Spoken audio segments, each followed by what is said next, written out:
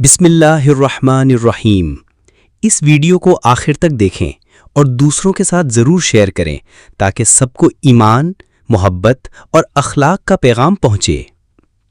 مدینہ منورہ وہ مقدس شہر ہے جسے اللہ تعالیٰ نے اپنے پیارے حبیب حضرت محمد صلی اللہ علیہ وآلہ وسلم کی ہجرت کا مرکز بنایا۔ یہ وہ سرزمین ہے جہاں ایمان نے جڑ پکڑی، جہاں قرآن کی آیات نازل ہوئیں اور جہاں سے اسلام کی روشنی پوری دنیا میں پھیلی۔ مدینہ کی فضا، گلیاں اور بازار سب اپنی سادگی اور پاکیزگی میں ڈوبے ہوئے تھے۔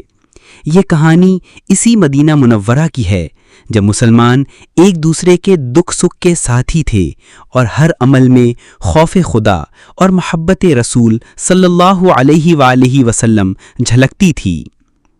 آغاز کہانی۔ مدینہ کے ایک چھوٹے محلے میں سعید نام کا ایک نوجوان رہتا تھا۔ سعید ایک یتیم بچہ تھا جس کے والد غزوات میں شہید ہو چکے تھے۔ اس کی پرورش اس کی ماں کر رہی تھی جو نہایت نیک خاتون تھی۔ سعید دن میں محنت مزدوری کرتا اور رات کو مسجد نبوی صلی اللہ علیہ وآلہ وسلم میں جا کر نماز پڑھتا۔ مسجد کے قریب رہنے کی وجہ سے وہ اکثر صحابہ کرام رضی اللہ عنہم کی صحبت میں بیٹھتا اور ان سے دین سیکھتا۔ ایک دن کی بات ہے، بازار سے گزرتے ہوئے سعید نے دیکھا کہ ایک بڑھیا اپنے سامان کا تھیلا اٹھائے ہوئے لڑکھڑا رہی ہے۔ لوگ اپنے کاموں میں مشغول تھے لیکن کسی نے اس کی مدد نہ کی۔ سعید نے فوراً آگے بڑھ کر اس کا سامان اٹھایا اور ادب کے ساتھ پوچھا، اماں جی آپ کہاں جانا چاہتی ہیں؟ میں آپ کا سامان لے چلتا ہوں۔ بڑھیا نے شکر ادا کیا اور کہنے لگی، بیٹا اللہ تمہیں جزا دے، لوگ تو بس اپنے کاموں میں لگے رہتے ہیں، کسی کو دوسرے کا خیال نہیں رہتا۔ سعید نے مسکرا کر کہا، اماں جی مدینہ کے لوگوں کا حال تو یہ ہے کہ وہ ایک دوسرے کے خیر خواہ ہیں، شاید ابھی سب اپنے اپنے کاموں میں مصروف ہیں۔ بڑھیا کا امتحان۔ جب سعید بڑھیا کا سامان اس کے گھر پہنچانے لگا تو بڑھیا نے اس سے کہا، بیٹا تم بہت نیک لگتے ہو، میں تمہیں ایک نصیحت کرنا چاہتی ہوں۔ سعید نے ادب سے کہا، جی اماں جی آپ فرمائیں۔ بڑھیا نے آہ بھری اور بولی، مدینہ میں ایک شخص آیا ہے جو دعویٰ کرتا ہے کہ وہ اللہ کا نبی ہے، لوگ اسے محمد صلی اللہ علیہ وسلم کہتے ہیں۔ وہ کہتا ہے کہ ایک اللہ کی عبادت کرو، بتوں کو چھوڑ دو، مگر سنو اس کے پیچھے نہ جانا، وہ ہمارے پرانے طریقے بدلنا چاہتا ہے۔ سعید نے یہ سنا تو دل ہی دل میں مسکرایا مگر چپ رہا۔ اس نے سوچا کہ یہ بڑھیا ابھی حقیقت سے ناواقف ہے۔ اس نے ادب سے کہا، اماں جی آپ کی نصیحت سر آنکھوں پر، لیکن جو شخص اتنا اچھا اخلاق سکھاتا ہے وہ برا کیسے ہو سکتا ہے؟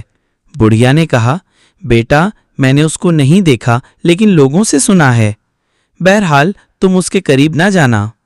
سعید نے سامان رکھ دیا اور اجازت لے کر مسجد نبوی صلی اللہ علیہ وسلم چلا گیا۔ حقیقت کا اظہار۔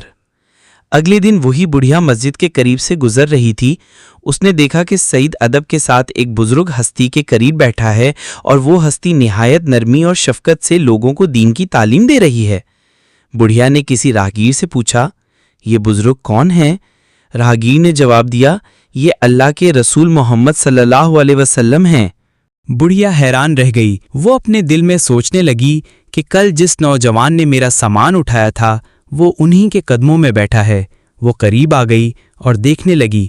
اس نے محسوس کیا کہ رسول اللہ صلی اللہ علیہ وسلم کے چہرے پر نور ہے، آپ صلی اللہ علیہ وسلم کے کلام میں اثر ہے اور آپ صلی اللہ علیہ وسلم کے انداز میں سچائی جھلک رہی ہے، ایمان کی روشنی۔ جب مجلس ختم ہوئی تو بڑھیا آگے بڑھی اور سعید کو بلایا۔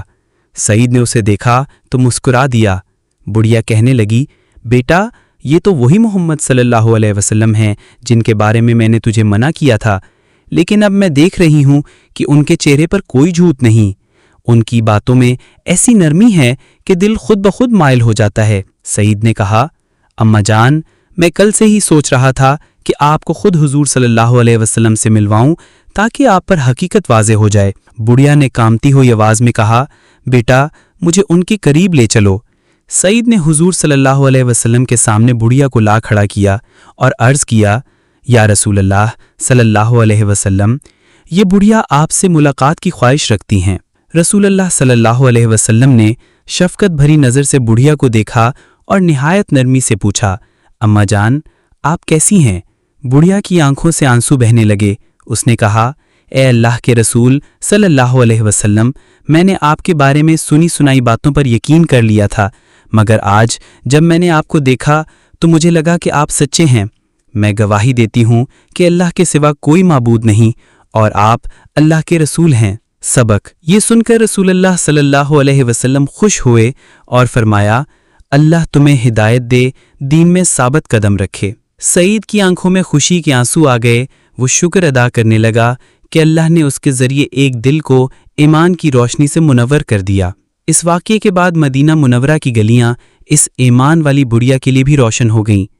وہ ہر کسی کو کہتی، میں نے محمد صلی اللہ علیہ وسلم کو دیکھا ہے، ان کے اخلاق نے میرے دل کو بدل دیا ہے۔